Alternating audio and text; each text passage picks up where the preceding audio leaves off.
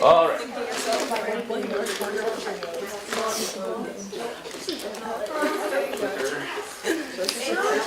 So, we're going to start now. Thank you. Brayden, we're going to start now. We're going to start now, Jay. Yeah, sounds great. Okay, good. So, who enjoyed the science stuff? Yeah. All right. Yeah. Who more likes history? Oh, okay. So, the people that didn't like the science stuff might enjoy the next couple weeks where we look at a little bit of history. Some people don't like history, but they think it's boring. But some really crazy stuff has happened in history. Oh, wait, no. Hey guys. Really crazy stuff. So, Affirmation 7. Who wants to read that? Click. Click. Is someone in the way? It's clicking at him. Me? I don't think that system works. I don't think it's working either. Oh, you want to be the clicker? Okay. Yeah, I think it's just the right arrow. All right, who wants to read this? It's also on your paper. Anybody a public reader? Ava does. Oh, Ava, thank you for volunteering.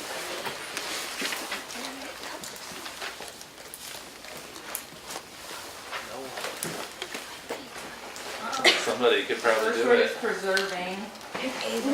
That helps. How about if each of us reads one word? Easier idea. You should I want Do to it. prophetically. Affirmation. Are you not? 7. Preserving. Religious. Freedom and Churches. Do you guys not know how to? Do you guys not know how to read, or Abby? Okay.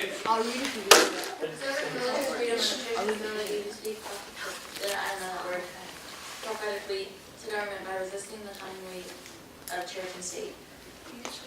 All right. So the big words here are religious freedom and the church's ability to speak prophetically. What does prophetically mean? Yeah? Tell the future. Sometimes prophetically means telling the future, but most of the time it means something else. Do you know what the other thing is in prophetic speaking? It's the ability to point out what's wrong or right in the current time as well. So when somebody speaks prophetically, sometimes it's like a correction or a statement that's like, you guys need to listen up to this, you know. So it's not always a future telling, but it's really a correction. So, and that's what it would mean here, that it's the church's ability to speak their mind, to speak a correction about the government by resisting commingling of church and state. Have you heard about that we separate church and state? Has anybody heard of that? Yeah? What is the separation of church and state? What does that mean? There's no law in the church. There's no laws in the church? Yeah. Not exactly. If you murdered somebody in this room, the state would be upset, and they would arrest you. So, you know Abby? No? Okay, well that's what we're going to talk about today. So you might learn something. What does what's? Oh yeah, I have no idea what that word is. commingling. Yeah, what is that? That means not separated. Oh, mingle, like to mingle. Commingle, Oh, gotcha, yeah, gotcha. together. So, separation of church and state. Do you guys pray in your schools? No? Yeah. Do you guys say the Pledge of Allegiance? Yeah. You do? Yeah. What about the last line? Yeah. You do the last line? Yeah. Liberty and justice for all. One What nation about under God, indivisible, with liberty and justice. one nation under God? Yep. That's something that you have to say. Do you say it every day? I don't believe Yeah. You say it in Spanish. So, I could. yeah, in the 40s there was a kid who Spanish. did not want to say under God because he was an atheist. Do you Spanish or Spanish? They didn't know. No, this is like a court Do you, like, case. know This went to court. Because it was mandatory to say the Pledge of Allegiance, right? And you had to say You don't have to. the under God.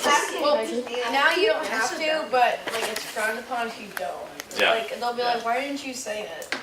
Well, it actually went to court, and the mother of the son, was suing the school, actually the school board, because the school itself doesn't make the decision. It sort of worked, yeah. It's not mandatory anymore. I mean, you still do it, but it's not mandatory to say those things. But there was a tradition at the same time where they would say the Lord's Prayer every day, which is the Our Father who art in heaven, and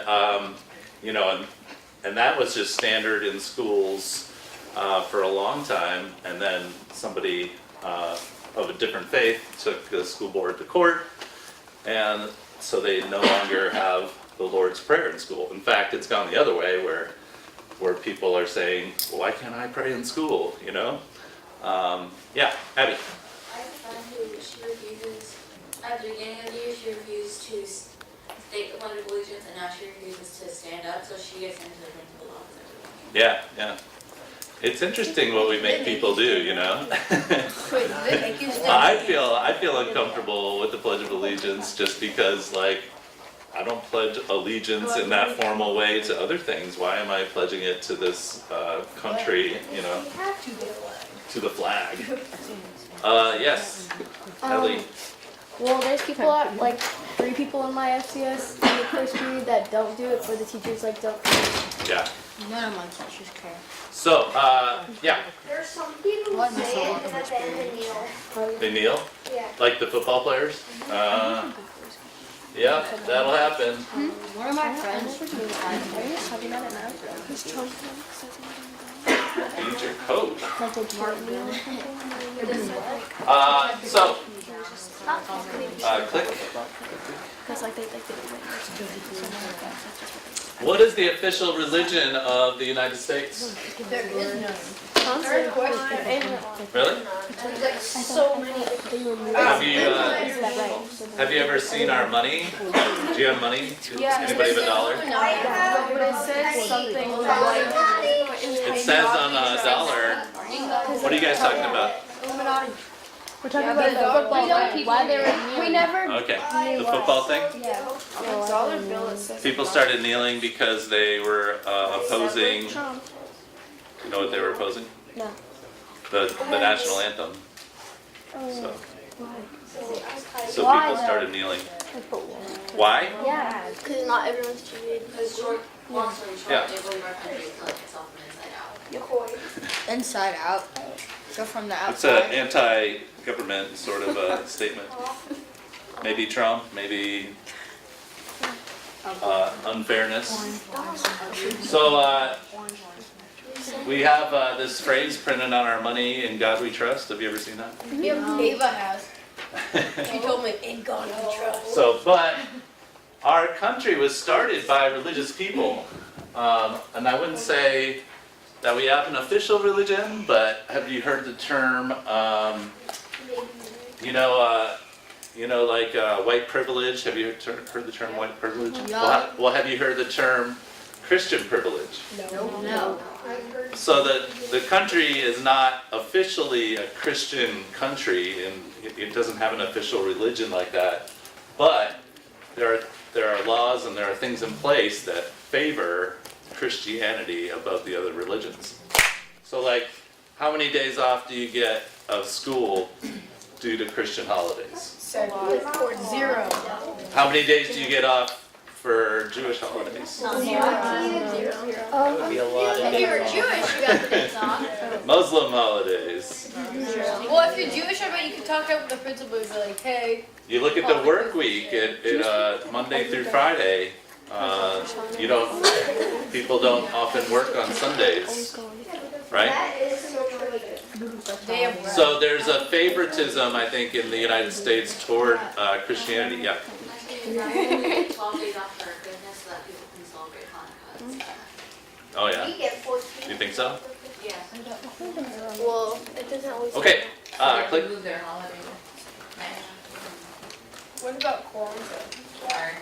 What about? Do you get time off for Kwanzaa? I don't. wish we got time for every holiday. Now we're going to talk about the original church, and then we'll look at the state things later. But this is called the persecuted church. Do you know anything about when did the church start?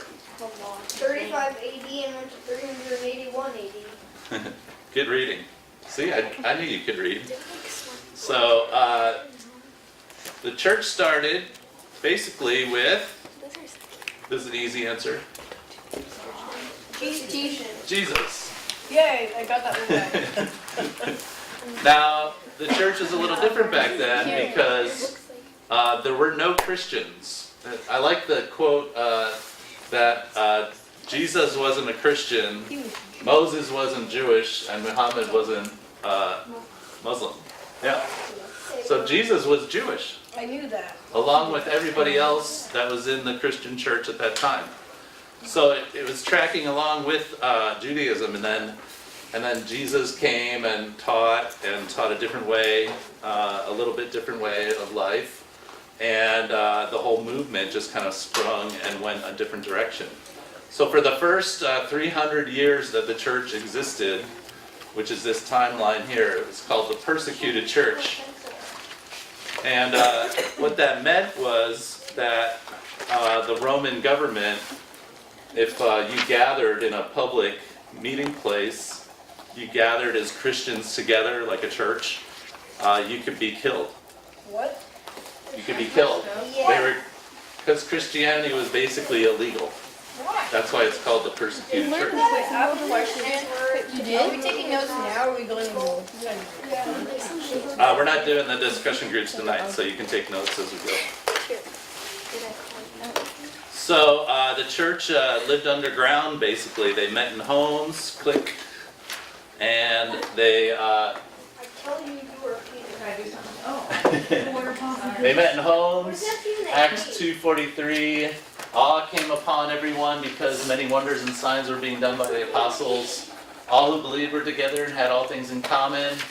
They would sell their possessions and goods and distribute the proceeds to everybody, and as any had need.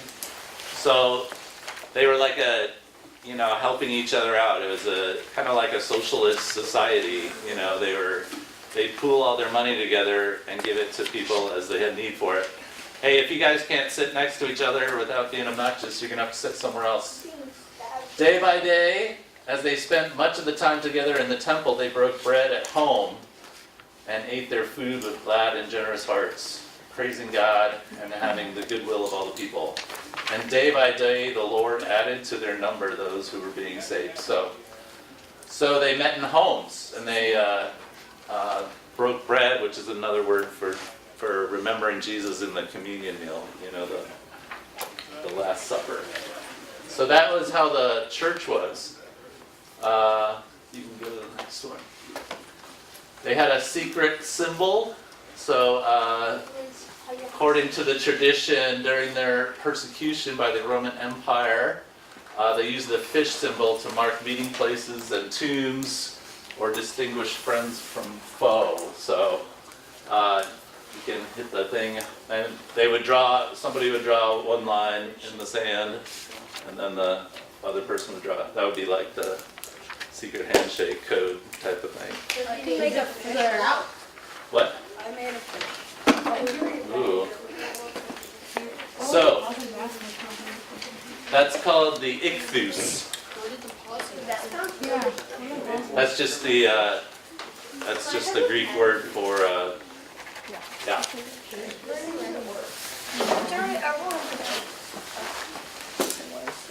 The Greek word for fish. So I like fish. Where are the pots? that's good. My argument is that I think the persecuted church was actually the best church. So even though they were always afraid and they had to meet in secret, there was a joy about them. They were together, and there weren't really problems with the church back then, as far as we know. You need another pen, Brant? No, I'm making like the ink now. All right. Can you guys handle this? Are you sure? So I would say that the persecuted church was actually the best expression of the church. And in 313, which is on the next one.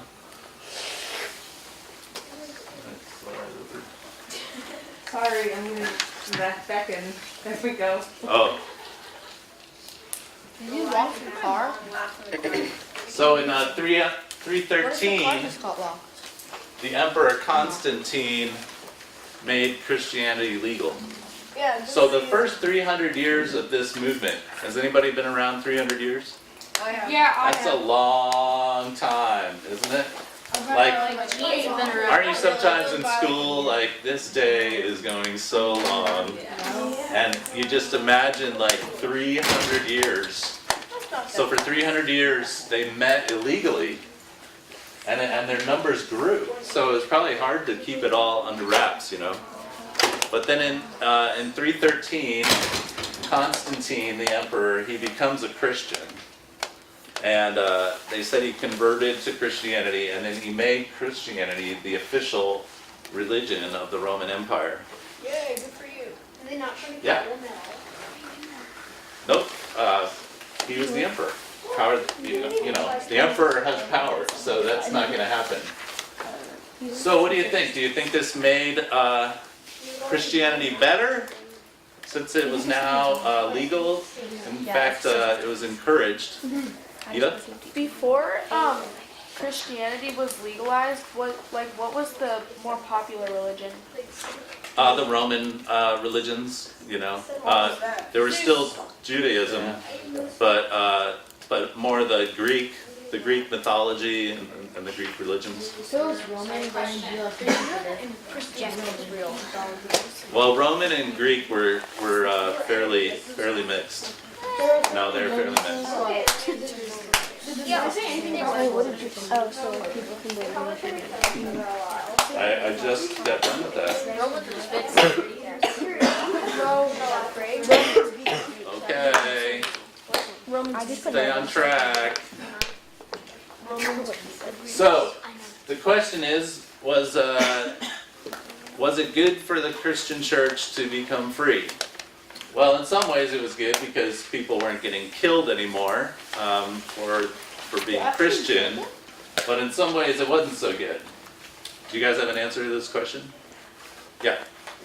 My answer is before they were, it was legalized, they had to be good because they wanted it to be legalized. Afterwards, they could, like, I don't know, kill people or mean or like that stuff or I Yeah. don't know. So that's interesting though, like that since it was illegal, they had more of a passion about it. You know, they did what they wanted to do because it was truly what you wanted to do. You weren't just born into it. Like after Christianity becomes legal, people are just born into the church. They don't have to choose it, you know. Yeah. I think it may have been part bad because they got rid of like the Romish religion. We don't know that the religions necessarily blended. There's probably some influence, just like there is today. There's a lot of influence on American culture in our churches today. Yeah. Isn't that, like Abby had said that, even though these people were in hiding, it was kind of better than now, because, and I feel like that because there was less arguing, because you couldn't just go out into like the middle of the street and argue about how Christianity and how to do Christianity and stuff like that. Okay. Yeah.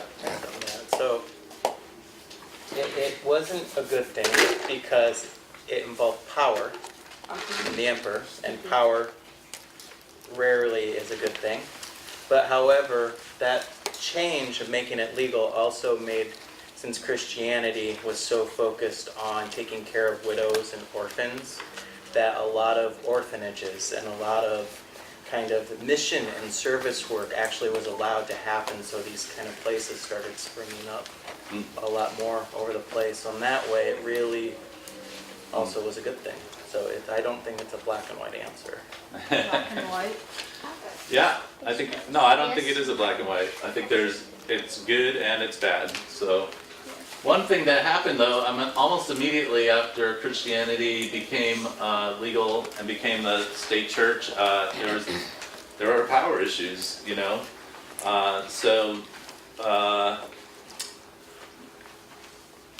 Yeah. So they started to have popes, right? And the popes were starting to gain power with the emperors. So it got to the point actually where the pope and the emperor were fighting for who has the most power in the area.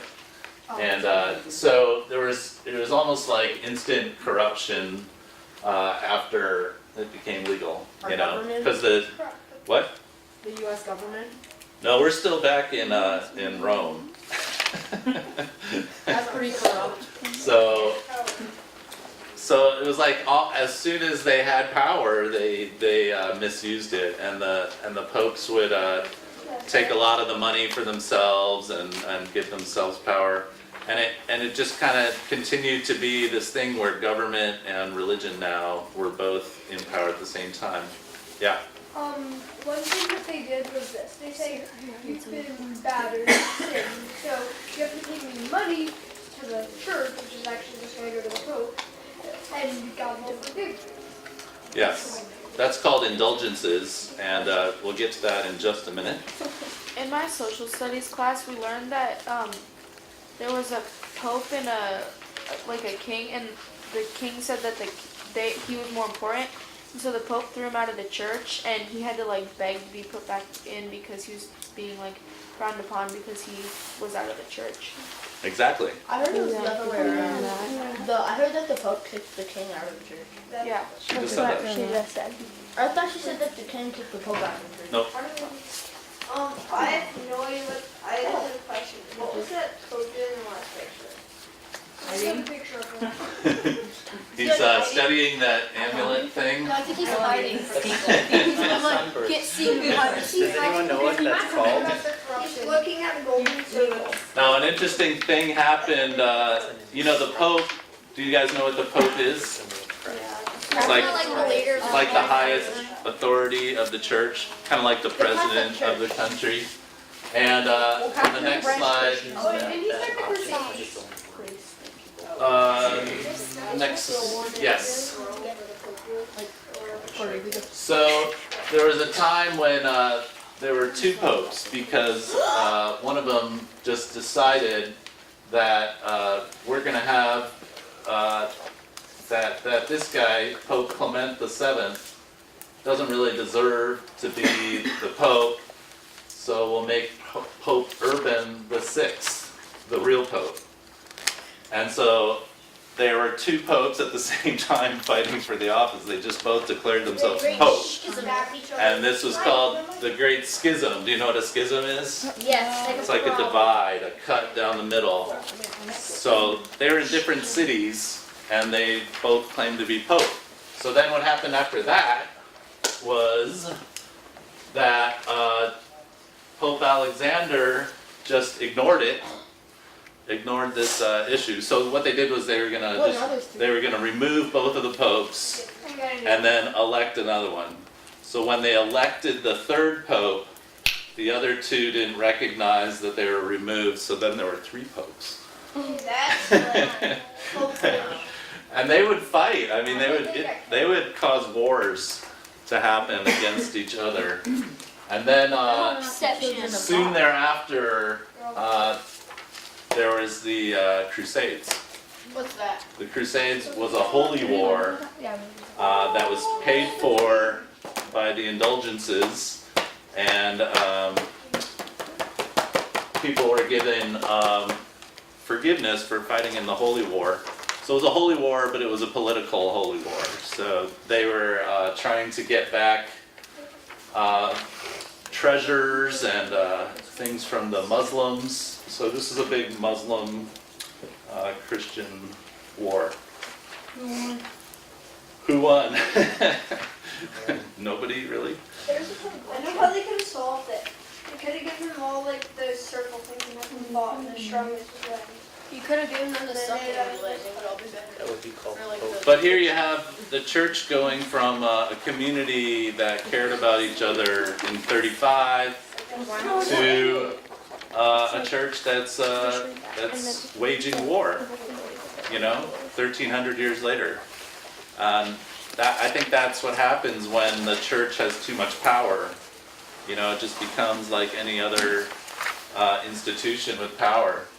So Martin Luther, not Martin Luther King, but just Martin Luther, in 1517, he nailed the 95 Theses, which is like a big document, to the Wittenberg Cathedral door, and basically calling out the authority of the popes. And this is where the indulgences came in, because Martin Luther looked at the Sistine Chapel, which was paid for by these indulgences, and he was just appalled. And so he wrote all these things that priests shouldn't do and popes shouldn't do, and that was the start of the Protestant Reformation. Does anybody know what the Protestant Reformation is? Isn't like the Protestant Reformation the part that like started all of the different denominations? Yeah. So that's another schism or division between the Catholic Church and now the new Protestant Church. No way and learn. Yeah, no way.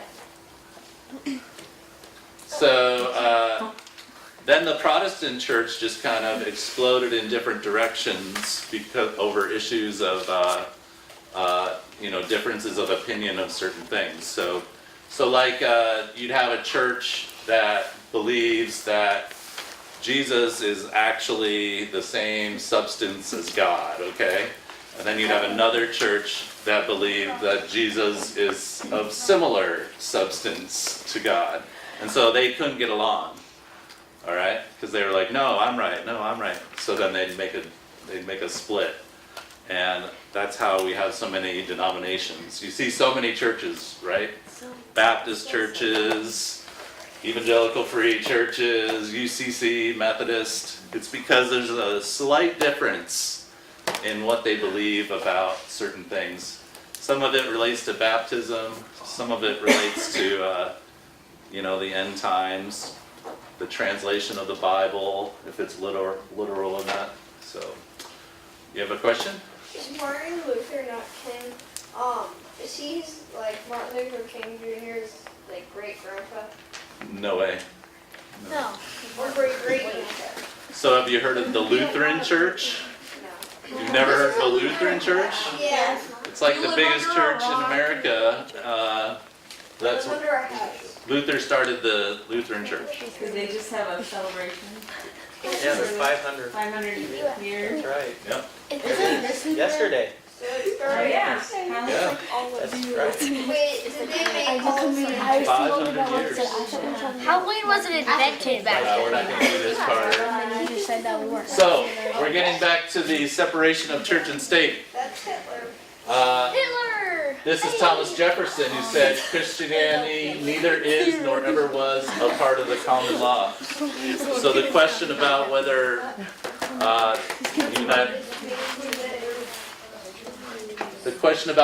the United States is a Christian country is kind of answered by Thomas Jefferson here. But it's not completely not part, because most of the people that founded the country were Christians. So there's obviously a Christian influence into politics. And this is Adolf Hitler, who says the National Socialist State professes its allegiance to positive Christianity. And he had some issues regarding... Yeah. Genocide! Oh yeah! Really good. That's So not it's- very funny. The point of this slide is to say maybe it's not good to have a national religion. Hitler was actually Jewish, but then when his mother got like sick, the doctor that could not save her was Jewish. So then he converted over to Christianity, and he got like really mad at Jews. Eva? I was in Budapest with my grandma, and there was this wall along the river where they would have the Nazis like shoot the Jews into the river, and there was like a wall of like the shoes of the people that were shot into the river, and it was really sad. That is super sad. Of shoes? Yeah. Wow. B? What denomination church is this? Our denomination is called the United Church of Christ, and our heritage comes from the actions and the Congregationalists in the early part of our country. So, yeah. No, we're not Lutheran. Are you sure about that? Yep. Did you know But nothing that certain. the Nazi Jews genocide in like the 1930s or whatever was not the first one? Major one. Okay. Cool. So some things have happened over the course of our not having a religious identity and separation of church and state. One of those things was the First Amendment. Does anybody know what the First Amendment says? Freedom of speech. Freedom of speech. Freedom of press, freedom of freedom of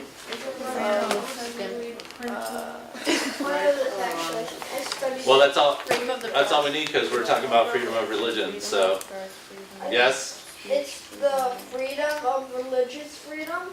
It's the freedom of federal religious freedom.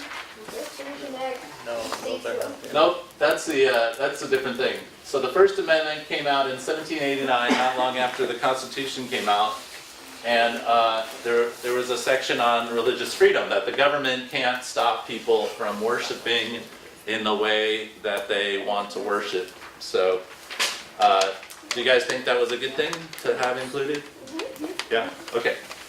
And then in 1993, well, actually in 40s was that student, and some of the issues were starting to come up. The student who wouldn't say the Pledge of Allegiance or pray the Lord's Prayer. Was it that big of a deal though? Like, it's just What? not saying the Pledge of Allegiance. It was a big deal back then because those communities were heavily Christian influenced, and so anybody that was doing something different, expressing a different view was kind of looked down upon. It was almost like a discrimination, against people that weren't Christian. So you could put something in the, hey guys, this is your last chance, okay? Then you'll have to just go.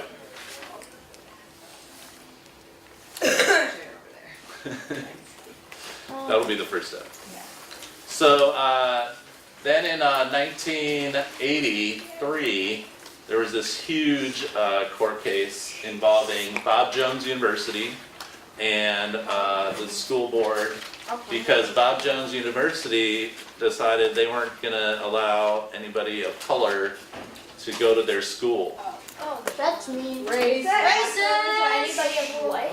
So they were a religious school, so they felt like they could make up their own rules because of this amendment. The government can't tell us what to do because we're a religious organization, so we can take in whoever we want. When we hire people, we can discriminate because we want to have Christian people working in our school, right? So they're allowed to do that. They're allowed to discriminate based on religion, but then when they wouldn't allow a person of color to go to their school, the government came in and said, well, then you're not tax exempt anymore because you're discriminating. So then in 1993, that was a really big deal because Bob Jones actually lost. And they had to start accepting anybody that wanted to go to school, which was a really big deal because it just changed that whole thing of who gets the religious freedom. So then in 93, there was a federal Religious Freedom Restoration Act, and that's basically to say you can't say I'm not going to do this because of my religion. So, and then the states reacted. So one of those things is equal marriage. You know, just passed in the last 10 years, federal law that allows same-sex marriage, right? Have you heard of that? Yep. Okay. So what happened after that, Only 10 years ago? well, not even 10 years ago. That's so Yeah, like 5 years ago, 4 years ago. Oh, So what happened after that was that, but they used this to help make that happen. And then what happened was that states, they called it the Religious Freedom Restoration Act, but states could actually work against the federal government. So in this issue, like, the state has more power than the federal government. So some examples of that are, if you go to the next slide. Just go like two more, and we'll go back to that. So some examples are Hobby Lobby. They got a new health care plan that does not include contraception or other care for women that want to have abortions. The Catholic Church, which owns a lot of the hospitals, will not do abortions, and they won't provide insurance for people that want to prevent pregnancy, right? Have you heard of these things?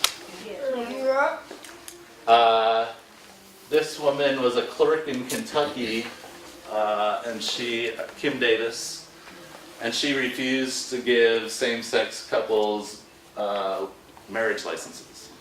And she actually got put in jail for that, because she was working in the public sector.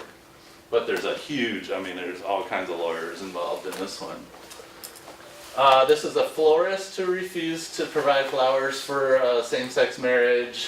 Photographer who refused to provide photographs for his same-sex marriage. And this is the bakery where the cake maker refused to make a wedding cake. Wasn't that just in the news? Well, it was like Like a year ago? three years ago. Oh. No, it wasn't that recent. Yeah, well, these were pretty famous ones. And this shows the interesting way the states and the government Oh, remember seeing that? use religious freedom kind of as a leverage point, as an agenda to make different things happen. So people were like, hey, equal marriage for everyone, and the states were like, no, we're not doing that. And so it's going to be in debate forever, So if you go back a couple slides, the reason this, that other one, the circle one. So you got religious exemption is when a person can say, well, that goes against my religious beliefs, so I don't have to follow that law, okay? So like if we were hiring somebody here at this church, we'd probably hire somebody that kind of thought like we thought, right? So that would be our privilege to get to do that because we're exempt. We're tax exempt. The pastors in this church get housing allowances, and these are all things that apply to this religious freedom thing. So at first it just applied to churches and people that worked in churches, ministers, and they could say, well, I don't have to hire this person because they're a Muslim. They applied for our custodial job, and the government wouldn't step in and say, you can't do that. So then it expanded to employees who fulfill a religious function. So that could be like the custodian here at the church, they perform cleaning a church, so they could be exempt from, and then it expanded to religiously affiliated institutions, so Catholic hospitals. So a doctor in a Catholic hospital could say, performing an abortion goes against my religious beliefs, right? And they could deny a patient care. Or a doctor could say, I don't treat babies of couples that are same sex, which is another big lawsuit that happened and was on TV. So what do you think about that? What if somebody told you you had to do an abortion and you were like, I can't kill a baby? How do you feel about that? Mine was because of hospitals, and from my experience working in hospitals, hospitals have federal funding.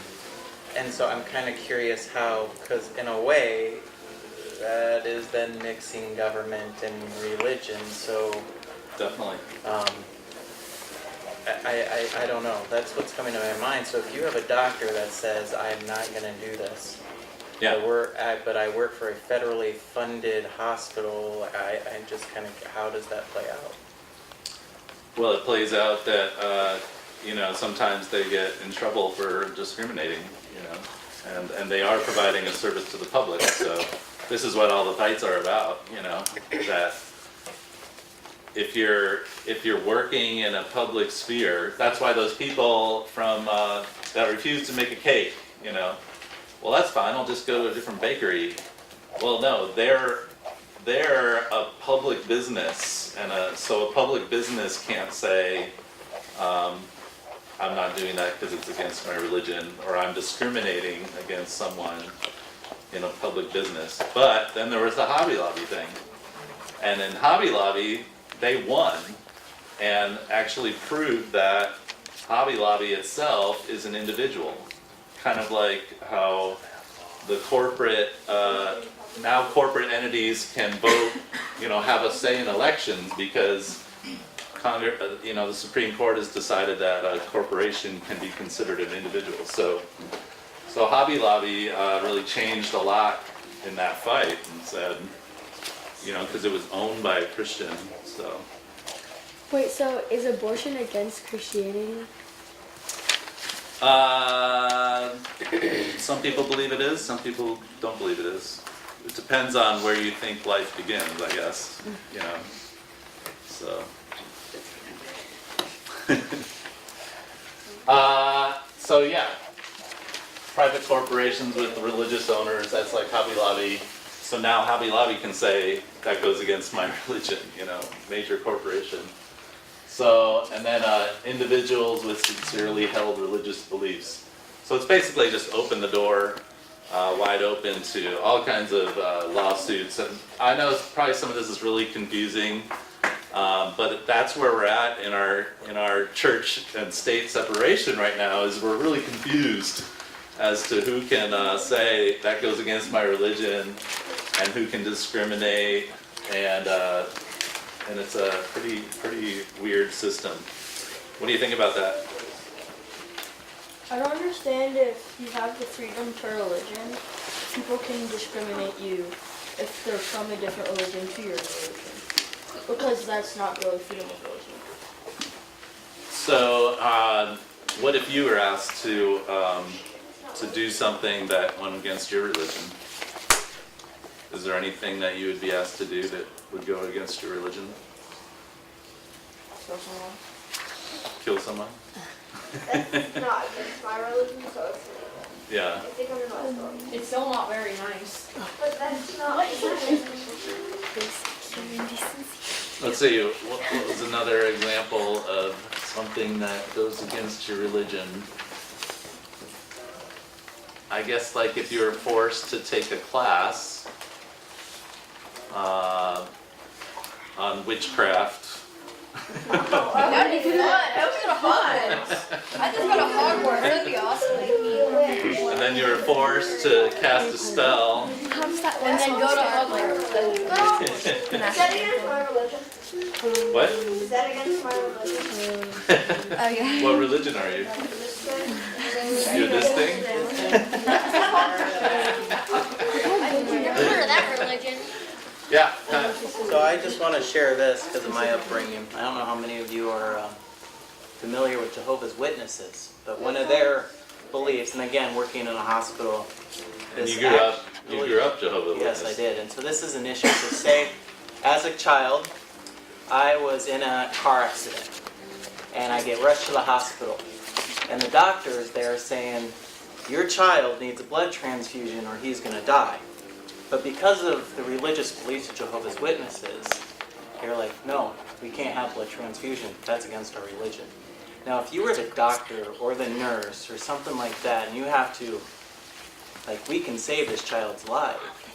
All he needs is blood, but that religion, I mean, it's just, but that is actually acknowledged. You're like, that's the parents. They're willing to, and these doctors and nurses have to not give the blood and watch the child die because of this religious belief. That happened in Well, that was just a hypothetical. But that's So- the ethics committees come in and it's like, they try. So if you had to decide what happened there, what would you pick? Duh, save the child. Save. Oh my god. Save the children. Oh my gosh, you'd rather save your religion than the child? Like, you could just go back to being... Well, they believe that the blood is gonna I think be that that. word religion throws us off. It's their faith, their belief. That's I their know faith that, but belief. that's just so messed up, though. They'd rather watch their child Not for die than them. right Well, and this is what our courts are wrestling with. You know, where can the government step in and say, no, you can't do that? And where do they have to say, but you have the right to practice your religion, you know? They could just make it so if you say that, then they take your child away from you, then give him blood, and then give him back to you. Well, so you would decide to save the child then. I think that's what you're saying there. Or you could lie to It's very, what? Or you could lie to So you're choosing to save the child, so. them. And, you know, I'd probably choose that too, but you're completely violating, you know, that religion. What? No, that's not a Christian belief. No, I didn't. Against my religion,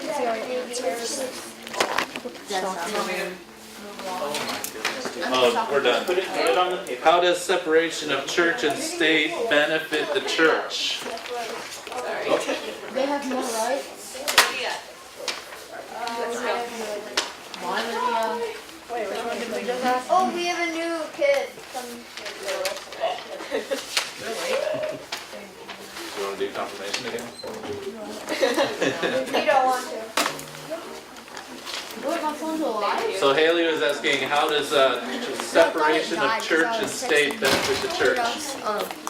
Hey guys, hang on one more second. Anybody got an answer for that? It can give the church more rights. Okay. Oh, no. The church can function the way it wants to without government interference. So it can hire the people that it wants to. It can practice their religion the way they want to, without the state saying you have to do it like this. Now that goes to a certain level, and then there's things where the state has to make some say. How does separation of church and state benefit the state?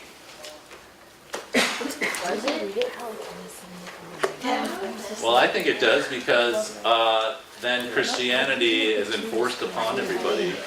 You know, like if you have a state religion, everybody has to be that religion. And so it frees people to not have to be a part of Christianity. They don't have to go to church, which you guys would probably love. And your salvation isn't based on, you know, like when you mix the idea of God's love and law, it gets really complicated. You know what I mean? All right, I can see that most of you are gone, so bye-bye. I was just talking about. Since you what? You don't have to fill in every box. I just feel like that's really bad. Like I don't even write my name.